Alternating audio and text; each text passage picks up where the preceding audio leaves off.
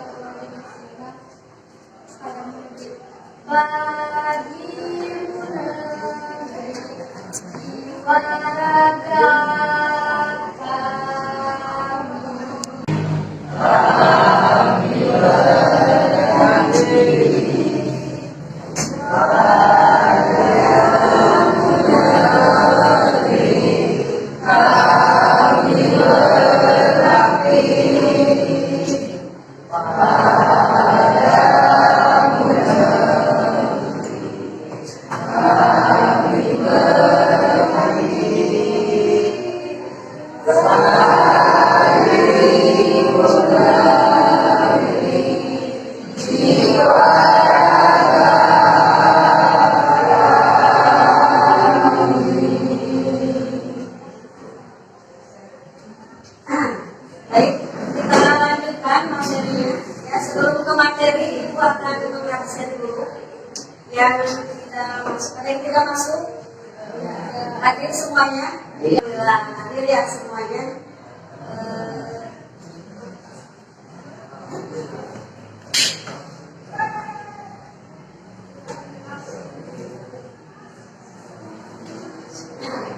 Baik, kita lanjutkan materinya. Kemarin Ibu bertanya dulu, ada tugas enggak? Udah? Yang melaku udah? Semuanya udah ada tanda-tanda Ibu udah? Baca. Siapa yang baca?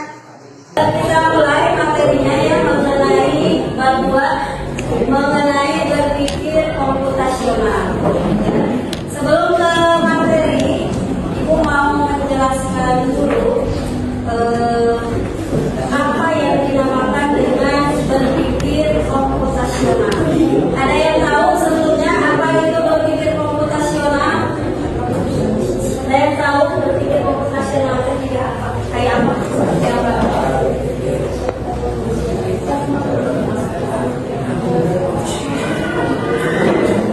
Baik, berpikir komputasional adalah cara berpikir untuk menyelesaikan persoalan secara sistematis dan efisien yang dapat dibantu atau diimplementasikan oleh komputer. Jadi kalau yang dinamakan dengan berpikir komputasional itu berpikir secara cepat, tepat, dan efisien. Ya. Tentunya kalau berpikir komputasional harus ada solusinya. Ya, ada masalah pasti ada solusi. Ya, gitu ya. Penerapannya kalau di dalam kehidupan sehari-hari nanti kita akan bahas bagaimana cara berpikir komputasional. Nah, selanjutnya ada 4 konsep utama berpikir komputasional. Yang pertama ada dekomposisi, ya, ada abstraksi, ada algoritma, kemudian ada pengenalan pola. Dekomposisi yaitu memecahkan masalah besar menjadi bagian kecil. Kemudian abstraksi memfokuskan pada hal penting, mengabaikan detail yang tidak perlu. Kemudian ada algoritma. Algoritma menyusun langkah terurut untuk solusi. Kemudian ada pengenalan pola. Pengenalan pola menemukan kesamaan untuk menyelesaikan masalah jenis. Nah, sebelum kita berangkat ke berpikir komputasional, tahapan-tahapan ini harus kita pahami dulu. Ya, yang 4 ini ada dekomposisi, abstraksi, algoritma, dan pengenalan pola. Selanjutnya, nah ini contoh, kelihatan nggak? Ini contoh dekomposisi, ya. Tujuannya agar masalah tidak terlihat menakutkan dan bisa diselesaikan satu persatu dalam kehidupan sehari-hari. Ya. Pengenalan pola yaitu kemampuan untuk mengidentifikasi pola, tren atau paralel dalam data atau di antara masalah-masalah kecil yang besar. Kemudian ada algoritma. Nah, algoritma yaitu serangkaian langkah-langkah atau aturan yang jelas dan berurutan untuk menyelesaikan suatu masalah. Jadi, kemudian ada abstraksi. Abstraksi prosedur untuk menghilangkan data yang tidak relevan atau berlebihan dan berkonsentrasi secara krusial. Tujuannya agar tidak bingung dengan informasi yang terlalu banyak dan bisa fokus pada inti masalah. Nah, kalau ya capaian pembelajaran menjelaskan algoritma sederhana dalam konten digital, membuat konten digital menggunakan aplikasi teks, gambar, audio, video, mendefinisikan konten secara etis, kreatif, dan bertanggung jawab, serta merefleksikan perkembangan konten digital di era teknologi. Nah, jadi capaian pembelajarannya seperti ini ya. Kemudian ada tujuan pembelajaran. Ya. Tujuan pembelajaran, siswa mampu menjelaskan dan memahami konsep pembuatan konten digital. Siswa mampu menyusun langkah-langkah algoritma pembuatan konten digital. Kemudian siswa mampu membuat postingan digital sederhana dengan menggunakan Canva AI. Kemudian menyampaikan konten digital dengan kreatif secara etis di media sosial. Ya. Jadi ini yang akan kita bahas mengenai berpikir komputasional. Kalian tahu ini gambar apa? Yang pertama itu gambar apa? Ya, yang kedua ini yang di bawah gambar apa ini? Facebook. Ya, kalau yang ketiga?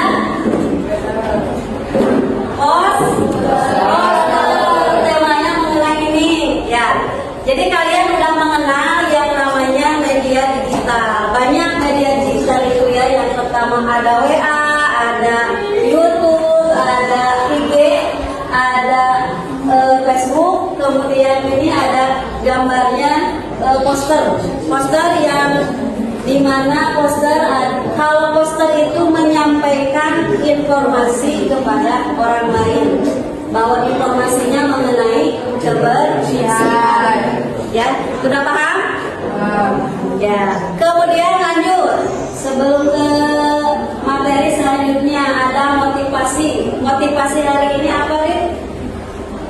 Apa motivasi hari ini? Arif sendiri.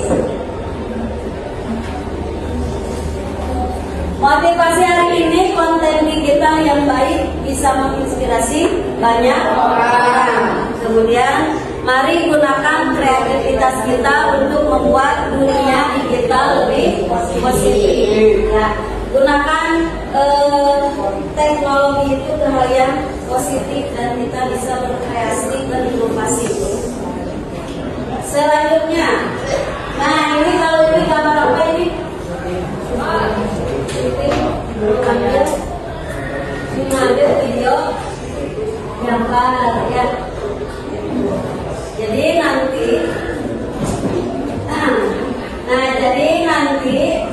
sebelum ke materi ya, Ibu tadi udah ada gambaran, ada gambar-gambar media sosial, kemudian bagaimana cara membuat media sosial, bagaimana cara membuat poster. Selanjutnya, nah apa itu konten digital? Konten digital adalah informasi dalam bentuk teks, gambar, audio atau video yang dipublikasikan melalui perangkat digital. Contohnya, postingan Instagram, ya, video YouTube, artikel blog, kemudian poster. Kalian sudah pernah belajar Canva? Ya? Canva AI? Ya? Belum ya. Kalau belum, mari kita belajar ya. Kita belajar untuk membuat konten digital. Kalau AI itu apa AI? Itu singkatannya ya, artificial intelligence. Artinya apa? Kecerdasan buatan ya. Jadi kecerdasannya yang dibuat oleh manusia, oleh pengguna ya. Komputer itu tergantung kita yang menggunakan ya. Jadi kecerdasan, kalau kita yang tidak cerdas, komputernya juga tidak akan cerdas ya. Baik. Kemudian ini kita lanjut ya ke perkembangan di era digital. Dahulu informasi yaitu berbentuk media cetak, yaitu koran dan majalah. Kemudian kini konten cepat menyebar via media sosial. Kemudian dampak positifnya mudah berbagi ilmu, promosi, kreativitas. Dampak negatifnya apa? Hoax sama cyber bullying dan penyalahgunaan data. Ya. Kemudian di sini ada contoh konten digital, postingan di media sosial. Contoh tadi udah digambarkan. Nah ini aktivitas belajar, menyusun algoritma pembuatan konten digital langkah demi langkah, kemudian membuat poster digital menggunakan aplikasi Canva atau PowerPoint, kemudian simulasi publikasi, berbagi hasil di grup kelas atau media, nanti didiseminasikan ya, yaitu diapakan ya, kemudian supaya terlihat sama rekan-rekan mana yang terbaik dari pembuatan posternya. Kalau bikin poster tentunya ada yang ditilai itu keindahan, ada tata letaknya, pasnya disimpan di mana waktu kita membuat ya. Kemudian nanti ada penilaiannya, itu nanti di pasihan LKPD ya, ada LKPD-nya belakangnya. Ya, pengetahuan menjawab pertanyaan tentang algoritma dan konten digital. Kemudian keterampilan hasil poster atau postingan digital. Yang ketiga, sikap, kreativitas, kerjasama, etika, berbagi konten. Nah, sekarang untuk melaksanakan prakteknya, kalian ibu dibagi dulu ya, ininya LKPD-nya, silakan kerjakan, dibaca dulu, literasi dulu bersama. Jadi ada urutan dan aturannya, yaitu ya yang tadi itu jelaskan sesuai dengan algoritmanya, ada urutan dan aturannya.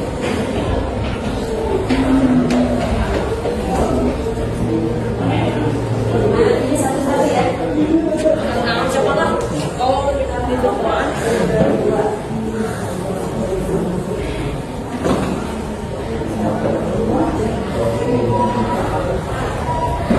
Jangan lupa pakai nama.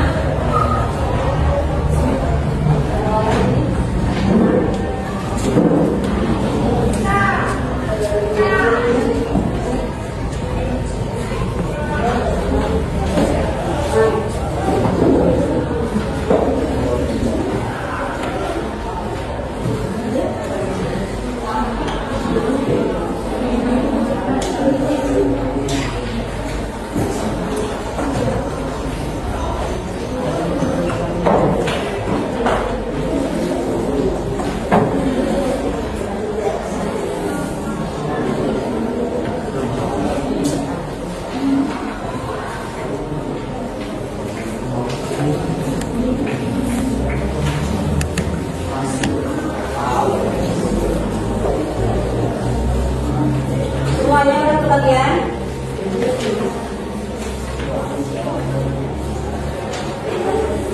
Di dalam masing-masing. Udah? Udah.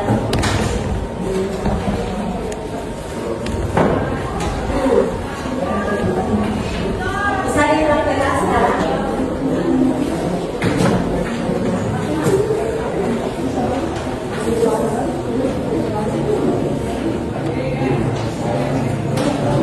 Baca petunjuk kerjanya, lalu dikerjakan. Ya, petunjuk kerjanya ada di situ. Buka aplikasi atau website kalau tidak.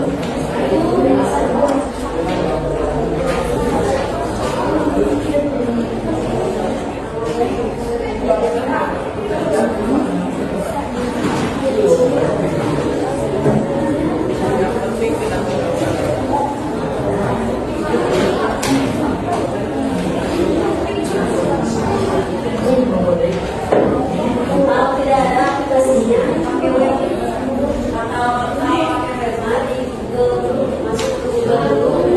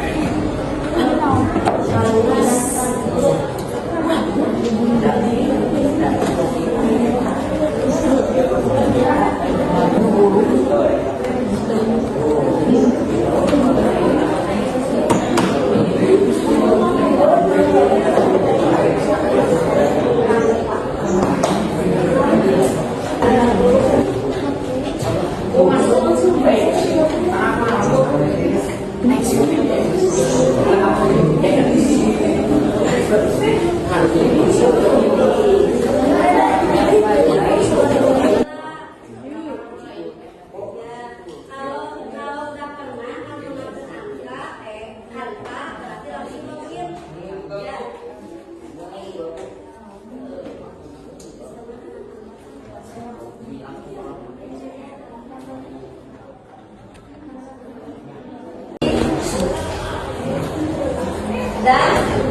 gimana hasilnya? Ada yang berhasil?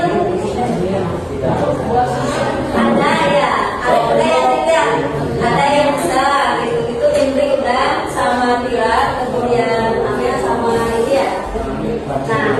Nah, kita ambil kesimpulan atau merefleksi apa yang sudah kita pelajari mengenai coding ke KKA. Coding, KKA itu apa?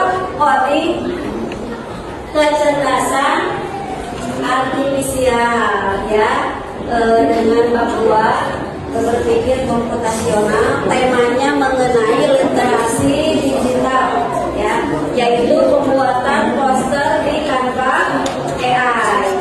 Nah, kesimpulannya algoritma yaitu urutan langkah membuat konten digital. Kemudian konten digital harus dibuat sekreatif mungkin dan informatif dan etis ya. Jadi di mana kalau dulu tidak ada lokasinya Canva AI-nya, kalau sekarang sudah ada. Jadi ada pada tabel atau kotak yang khusus untuk memerintahkan atau ada prompt-nya, bikin poster sesuai dengan keinginan kita. Ya, apa yang kita instruksikan berarti kita sesuai hasilnya. Kalau belum sesuai berarti harus diusahakan lagi supaya sesuai dengan keinginan kita. Ya, bisa dipahami? Ya. Kalau bisa berarti kita refleksi dulu. Ada pertanyaan, 3 pertanyaan, yaitu mengenai konten digital. Apa manfaat belajar konten digital bagi kehidupan sehari-hari? Ada yang tahu? Apa Arif? Jadi yang namanya aktivitas kedua melatih kemampuan komunikasi, yang ketiga meningkatkan literasi digital. Ya, jadi itu ya. Kemudian bagaimana algoritma membantu menyusun langkah kerja? Membuat proses lebih teratur, menghemat waktu dan usaha, memudahkan. Ya.